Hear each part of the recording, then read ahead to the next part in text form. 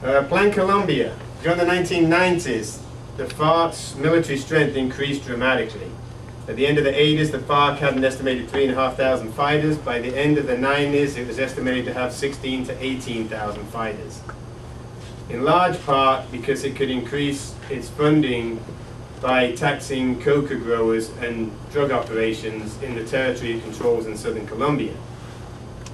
That created a lot of concern for the US government and the Colombian government, because by the end of the 90s, the FARC was defeating the Colombian military in large battles, taking over military bases, sometimes 1,000 guerrillas at a time attacking a base. And so this created a lot of concern in Bogota and in Washington. And so they conceived of Plan Colombia, which ostensibly, or its stated objective, is a counter-narcotics initiative. Now, Plan Colombia, initiated in 2000, had three principal objectives. The first one is to reduce Colombia's coca cultivation by 50% in 5 years. The idea behind that is not only to reduce the amount of cocaine being produced, but also to undercut the funding to the FARC guerrillas, to weaken the FARC guerrillas. The second objective is to boost Colombia's ailing economy. In 1999, when Plan Colombia was being devised, Colombia was in its worst economic recession in 50 years. And the third objective was ultimately to end Colombia's civil conflict by strengthening the Colombian military, undercutting funding to the FARC.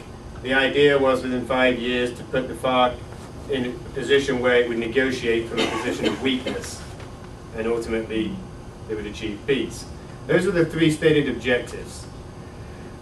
70 to 80% of Plan Colombia's aid has been military aid. Over the last 7 years, it's now more than $5 billion in aid. Colombia, as a result, is the third largest recipient of US military aid in the world after Israel and Egypt. I'm not counting Iraq and Afghanistan, because that's US military aid to the US military itself in those countries. So it's ostensibly a military program, Plan Colombia. Stated objective to reduce coca cultivation. The economic component. The economic component isn't evident in the Plan Colombia aid. As I said, 70 to 80% of the aid package is military. For spraying operations, Black Hawk helicopters, Huey helicopters, to arm and train Colombian Army battalions. And then about 20% is for peace programs, for human rights, other alternative crop funding. 6% of Plan Colombia aid is for alternative crop funding. It's mere window dressing. The economic component is IMF loans. And I'll get into that later, how the IMF loans and their conditions constitute the economic component of Plan Colombia. So those are the three objectives. In the south, in this region in here, Putumayo, Caquetá, Guaviare, this area is the principal coca growing region in Colombia when Plan Colombia was launched in December. 6 departments in southern Colombia, or provinces, were the primary coca growing regions. And that's where Plan Colombia was focused. And that is also where the FARC's traditional strongholds are, in those same regions. And these were the principal targets. The targets weren't the drug traffickers or the cartels. The principal targets were campesinos, were Colombian farmers. This is a typical Colombia coca farm in Putumayo in southern Colombia. That's the house up on top of the hill. It's a 2-bedroom wooden shack. No electricity, no running water. An average small coca grower. They're not getting rich. They're lucky if they make $1,000 a year of growing coca, depending on if they're fumigated or not. This is the principal target, to bring in helicopters, secure the surroundings, and bring in spray planes and spray all the coca crops. This is the coca leaf, the prime ingredient in cocaine. Very innocuous looking little green leaf. This is an area of meta that, after the spray planes came in, 1 week after. All that brown that you see is killed vegetation destroyed by the fumigations, by the chemicals. This is a cornfield in Putumayo, killed by the fumigations. There's some bananas 6 days after the chemicals had coated them, killed by the fumigations. That's in Meta. This is also in Meta. Papaya tree, killed by the fumigations.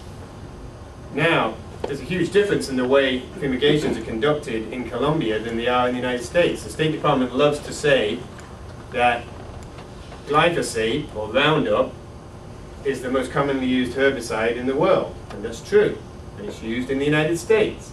But in Colombia, they're not just using the regular Roundup, they're using Roundup Ultra, which is stronger, and they're mixing it with additives. The primary one being Cosmoflux 411F, which intensifies the strength, the chemical strength of the Roundup.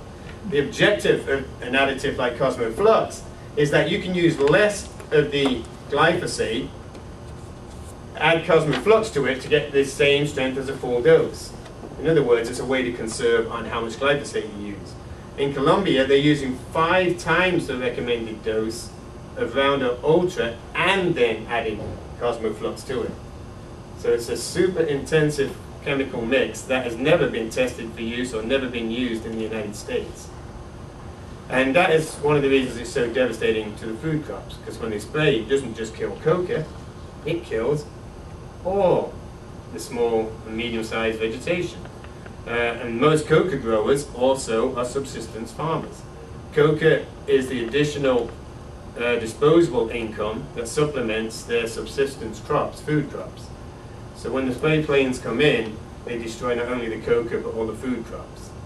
An issue, again, you don't have in the United States, because if you buy Monsanto Roundup, you're probably buying Monsanto genetically modified seeds, which are genetically modified in the cornfields to withstand the glyphosate, because these are not genetically modified crops, so they don't survive the spraying.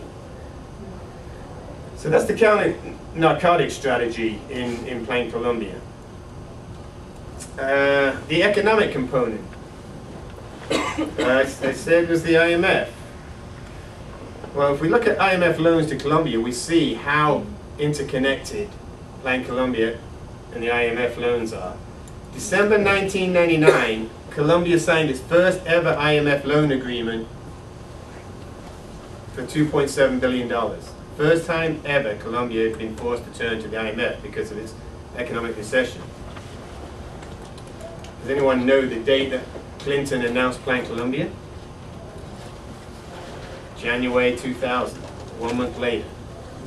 So Colombia signs the IMF deal, and of course along with the IMF loans come all these conditions on the loan demanding that Colombia start restructuring its economy, privatizing state-owned companies, lowering tariffs, open up Colombia's market, its natural resources and its cheap labor to multinational corporations.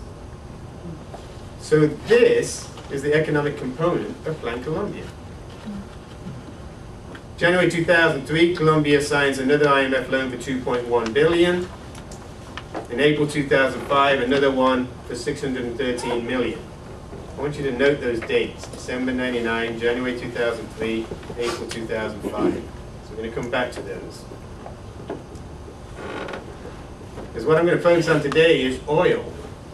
What's the economic component of Plan Colombia? And I want to focus on this because, again, when we talk about the free trade agreement, and we're talking about opening up Colombia even more than what the IMF has done to date. That was the main, oil refinery in Colombia, by the way.